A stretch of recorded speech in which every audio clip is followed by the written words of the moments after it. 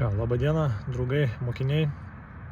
Interneto platybėse pamačiau klausimą, kas būtų, jei pamokos metu ar per egzaminą padarai avariją.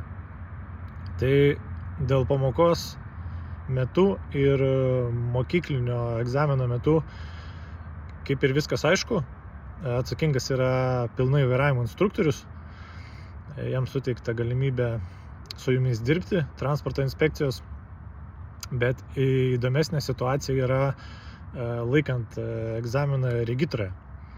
Tai regitros egzamino metu jūs jau nebesat mokinys, jūs esat jau pilnavertis vairuotojas ir už egzaminą esat atsakingas pats. Tai regitros egzaminuotojas neprisiema kaltės už avariją. Aišku, jisai viską padarys, kad ta avarija nevyktų, nebereikalo, jie ten turi papildomus pedalus, bet kartais įvyksta, kas įvyksta.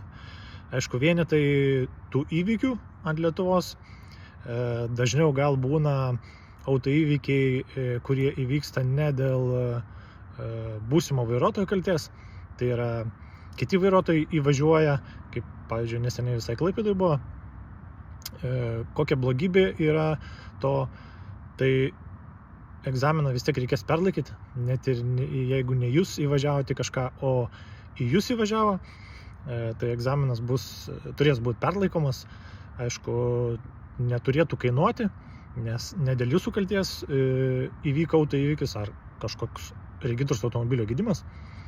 Tai, kaip aš mokiniam visada sakau, stenkitės bet kokiu atveju išvengti avarinės situacijos, kad egzaminuotojas ir neįsikištų ir kad nereikėtų perlaikyti jum egzaminą. Tai sėkmės egzaminuose ir susimujuosim kelyje.